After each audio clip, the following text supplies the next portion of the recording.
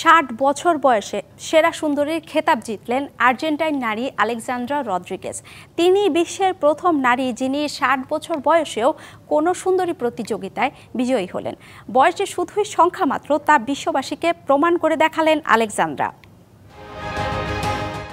60 বছর বয়সী এ নারী শুধু বিউটি কুইন নন, একই ধারে তিনি একজন সাংবাদিক ও আইনজীবী। এই কারণে তাকে অনুপ্রেরণা ও সর্বগুণী খেতাব দিলে মন্দ হয় না।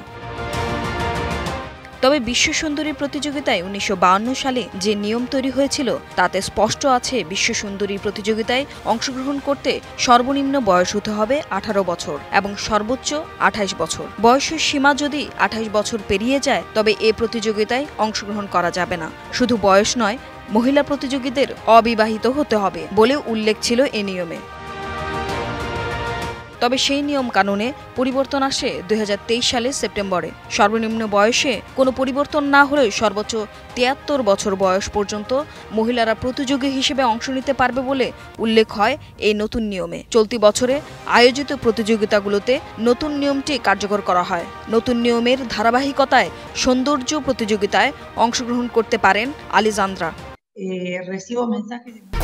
1, 2, 3 ঢাকায় জমি জিতে নিন 100% ক্যাশব্যাক সহ 20 কোটি টাকার পুরস্কার। সৌন্দর্য প্রতিযোগিতায় এই নতুন দৃষ্টান্ত স্থাপন করতে পেরে আমি রোমাঞ্চিত। আমরা একটি নতুন অধ্যায় উন্মোচন করেছি যেখানে নারীদের শারীরিক সৌন্দর্য নয়, মূল্যবোধ দিয়ে বিচার করা হয়।